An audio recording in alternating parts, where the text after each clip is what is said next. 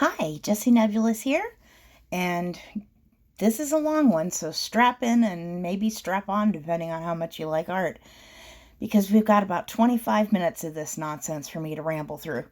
So, first off, let me apologize for the way the camera's moving a little bit and the fact the lighting's not great.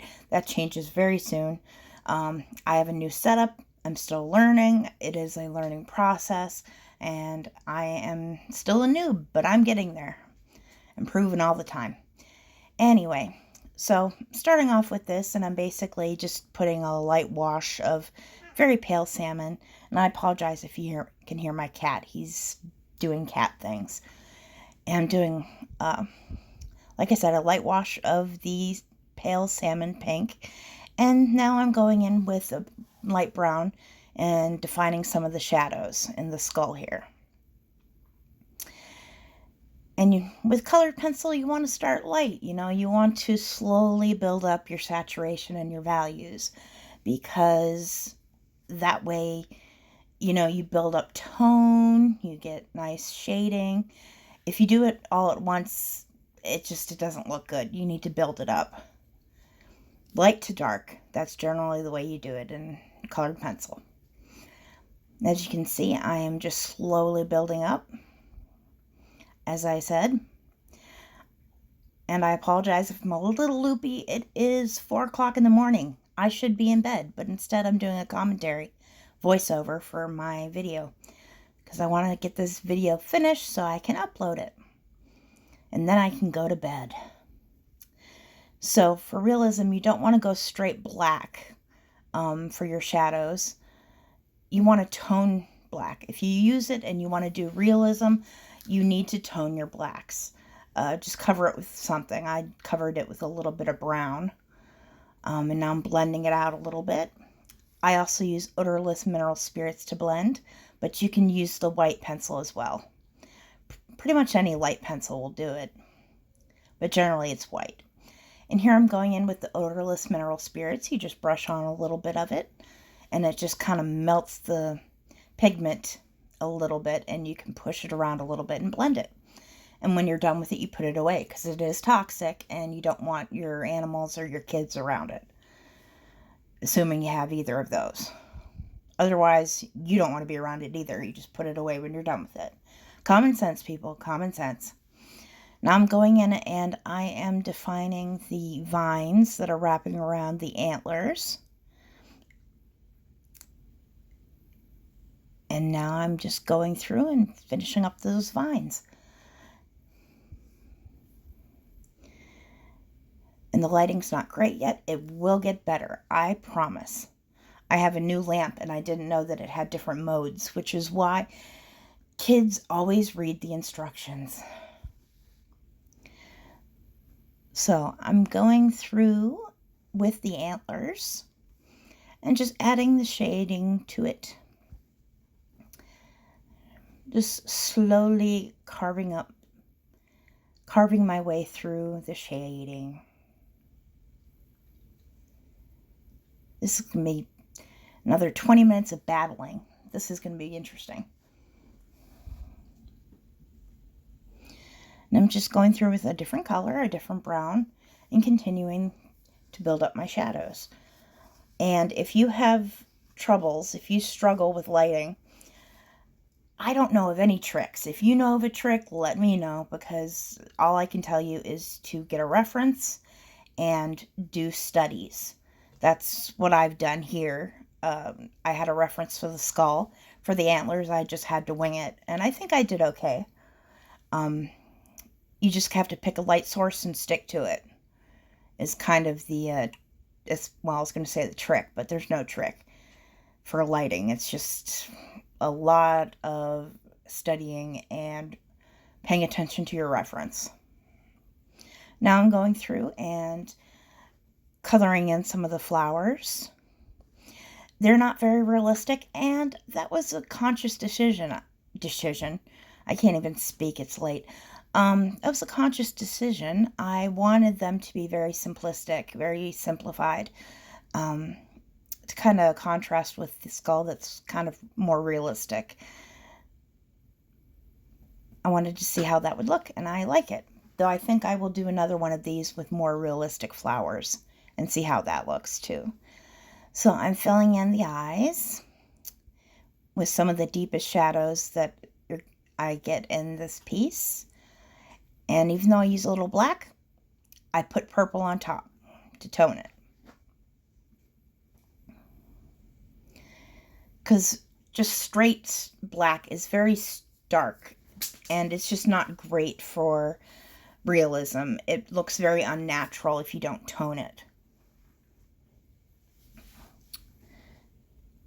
So as you can see, I keep going back in with the purple and toning up that black.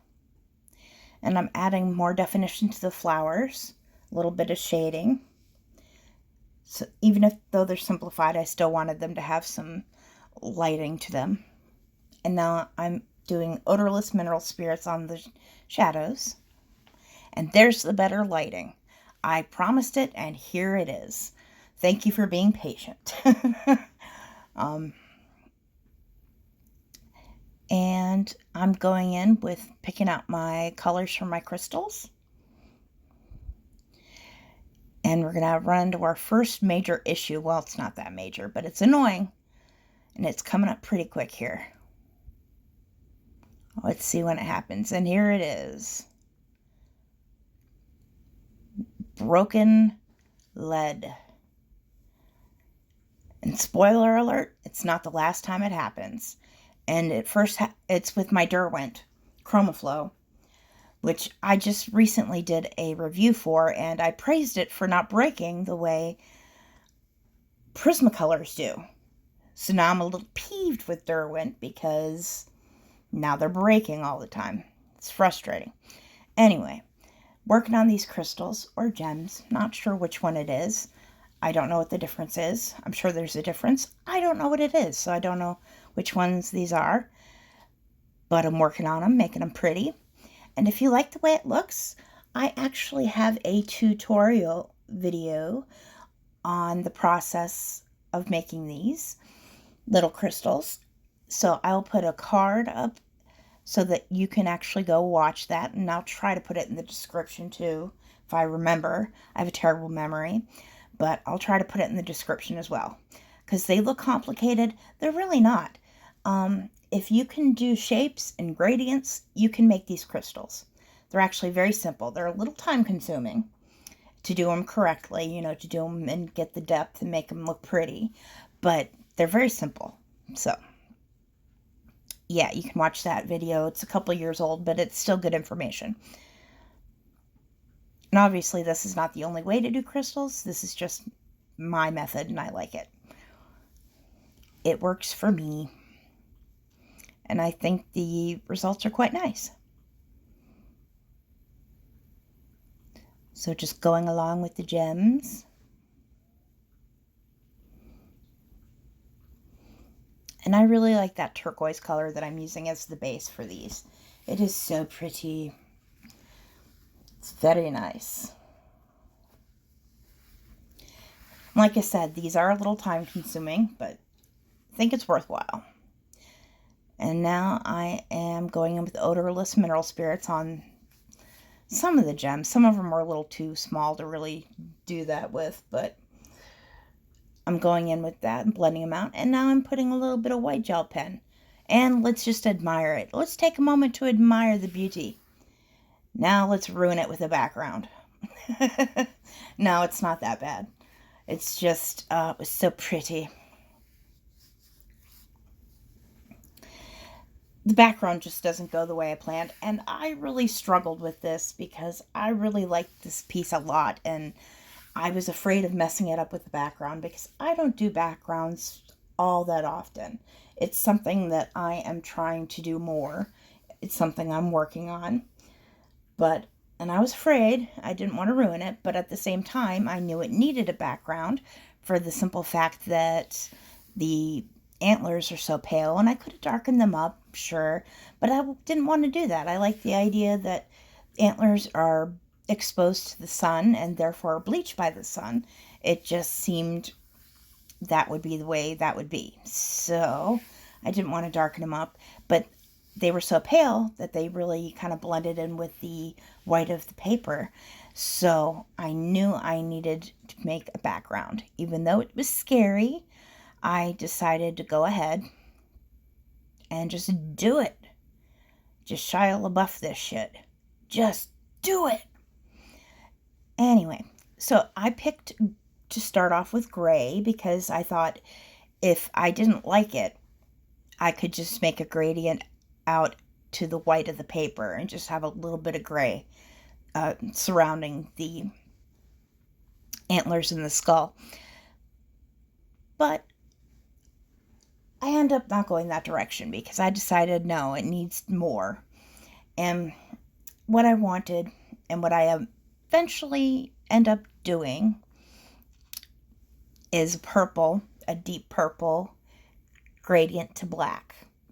But I was scared to do it because I didn't want to ruin it. So I start off very, very conservatively with a light gray wash. And now I am deepening that gray because I decided that I just need to do it. So I'm going around leaving a little bit of white, preserving a little bit of white of the paper around the gems and the skull because I wanted them to have a glow about them. So to do that, I had to preserve the white of the paper. So I'm being careful around there. And I'm being careful in general. I know because it's going so fast, it looks like I'm just scribbling. I'm really not. I'm going in little circles, little ovals. Because if you just go back and forth in these straight lines, it leaves just these ugly streaks. And it's no good. It's no bueno. I need a sip of soda. Diet Coke. Nectar of the gods.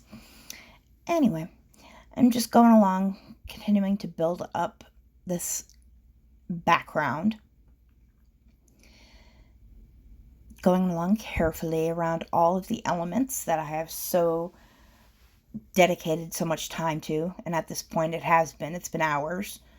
And I think this is day 2 that I started on the background. It might have been day 3. I ended up working on this for 3 days. I want to say that I easily spent 15 hours on this piece. And I'm not saying that to flex or to complain. It's just something that I made a mistake there. You see, I didn't preserve the white. I went down the side of the skull there with the dark gray. But when you go in lightly with light layers, if you make a mistake like that, you can erase it. See? It's, you can't erase it completely, but it was enough that I was satisfied. Anyway, what was I saying? I don't remember. I have no memory. I have the memory of a goldfish. So, going in, and I am taking the plunge. Very soon, I take the plunge. And it was scary, but I did it anyway. But right now, I'm just darkening up the gray. I wish I could remember what I was saying. I don't. It was probably unimportant, but... Oh, here I take the plunge. And there's the purple. And it was scary, but I knew pretty much right away that it was a good choice because it helped those antlers pop. And the reason for that is color theory. Color theory is useful. It is something that every artist should, you don't have to know backwards and forwards and fronts and backs. Just basics will serve you well. And the reason that the antlers pop with this purple background is because the antlers are mostly a kind of golden yellow, tannish brown, and purples, the contrasting color for purple is orange. So those are complementary colors. So if you put them together, they'll make each other stand out.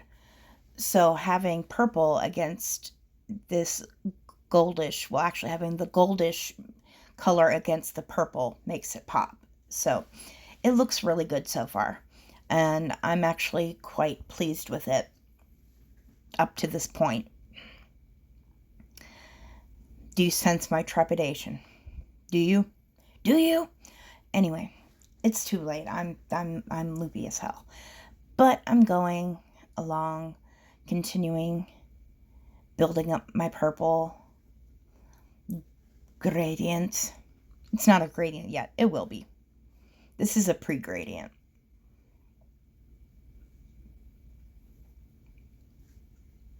I need to burp because of the soda, but I don't want to because that's rude. Anyway, I'm going around the gems now with the purple, still preserving the white so that I can, of the paper, so I can have a nice glow about it.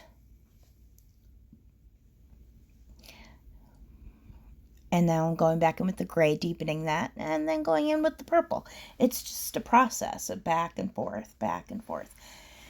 And here I want a deeper gray, purple, and I'm starting to realize as I'm checking all my purples that I don't have the proper purple. All of my purples are really bright. And what I want here is more of a deep, desaturated purple. And I realized that if I want that, I have to make it. I have to mix it myself. So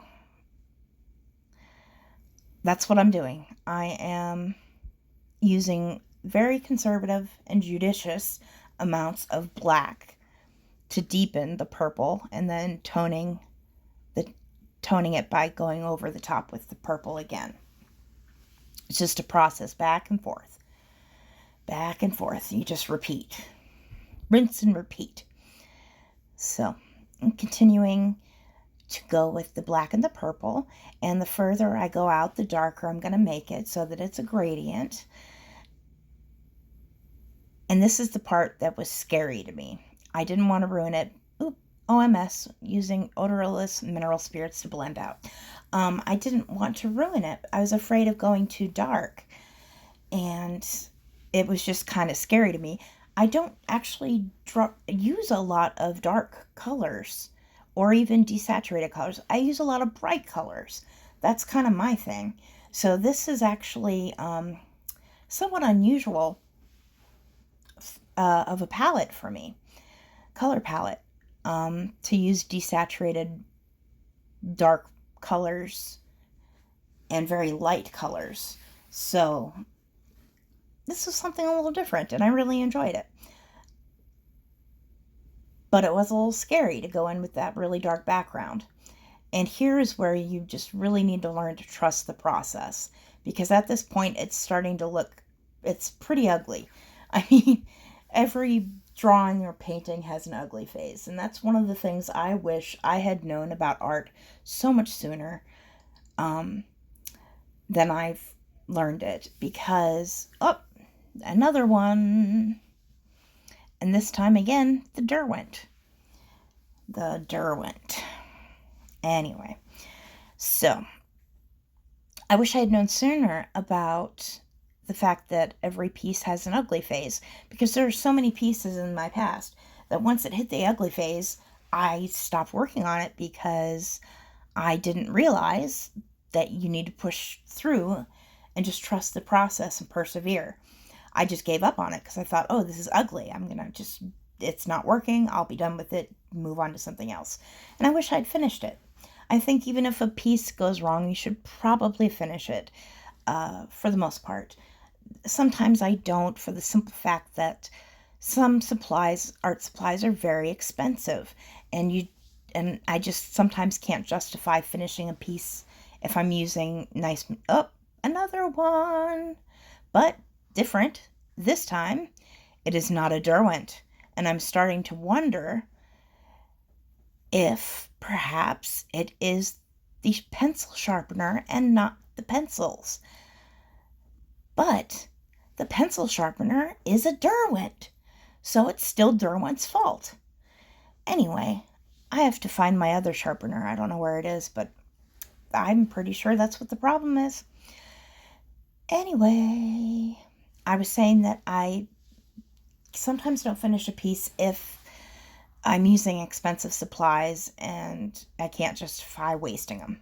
That's pretty much the only time that I don't finish a piece. Otherwise, you need to, because there are lessons to be learned from pieces that go wrong. And those lessons are important. It helps you get to the pieces that go right. Anyway, I'm using odorless mineral spirits to blend out, just slowly working up. And now I'm working on the glow effect. And I am starting to be concerned that I am going to run out of the purple before I finish the piece, because at this point, with all the breakages and with how much purple I'm using on the piece, I just feel like I might run out. So instead of building up the purples in this section, I go in straight with gray and black, because those I can replace. I have other ones in other sets. I don't have another purple like that, so I was concerned. So I just went straight with black and then tried to tone it without building up the tone, if that makes sense. And it doesn't work as well. And I figured, oh, it's okay. I'll just go back over and blend it out later. I just want to make sure I have enough purple to do the base of the entire piece. So I just started going through and thinking, oh, I'll blend it out later, which didn't end up happening, as you will see very soon, for reasons beyond my control. It just didn't work out. And you will see soon. Still working, putting the black down, and still building up with some of the gray, toning it with some of the gray, but kind of holding back on the purple for the most part, hoping that I can do the entire base of the background with the pencil, because I mean, the way they're breaking and how much I've been using, I was really concerned that I would just run out of this pencil and be kind of screwed and have to finish it with a different purple that would be really obnoxiously noticeable, because you can see how much I've used, and these are brand new pencils, and I was really very aware of how much pencil I'd been using for this one piece that actually wasn't supposed to be this big monstrosity that it turned out to be. It was just supposed to be a quick kind of sketch that I added color to, but I ended up liking it so much I just continued rendering it, and like I felt like a woman possessed. I had to work on it. I worked on it for 3 days. What did I say, like 15 hours? Something like that. And it took me totally by surprise, which in hindsight, I probably would have used different colored pencils if I had known that, for the simple fact that it's a little sad. For the simple fact that these are wax pencils, and wax pencils tend to have a wax bloom, which you will see very soon. You can actually see some of it right now. The shinier parts at the top, that is wax bloom. And it's just a sheer shiny film. And there's not much you can do about it. I mean, you can use odorless mineral spirits on it, and it helps cut back on it a bit, but it doesn't take care of it completely. And you just get to a point sometimes with wax pencils where you just get that shiny film and you can't really do anything about it. And that is what happens to this piece. Regrettably. Lamentably. But anyway, another one. Damn you, Derwent. Damn you. Anyway, I'm losing my voice. It's late and I've been talking for 20 minutes. Coming up to the end of it and filling out the black, and the wax bloom is just to the point. You can't see it as well on the video, but I can see it in real life, and you'll see it in the final photo, that there's just not much I can do to finish blending because, I can't blend out the right side the way I did the left as well because of the wax bloom. And if you just keep working on it, it just makes it worse. So that's what I used in terms of the pencil, and that is the finished piece. As you can see, there's a lot of wax bloom. I mean, I still like it. It's just unfortunate that it happened to have that much of a wax bloom that I couldn't finish blending it out. But overall, I really like it. And I'm going to do some more in this vein. So I'm Jessie Nebulous. Thank you for joining me, and have a good one. Bye.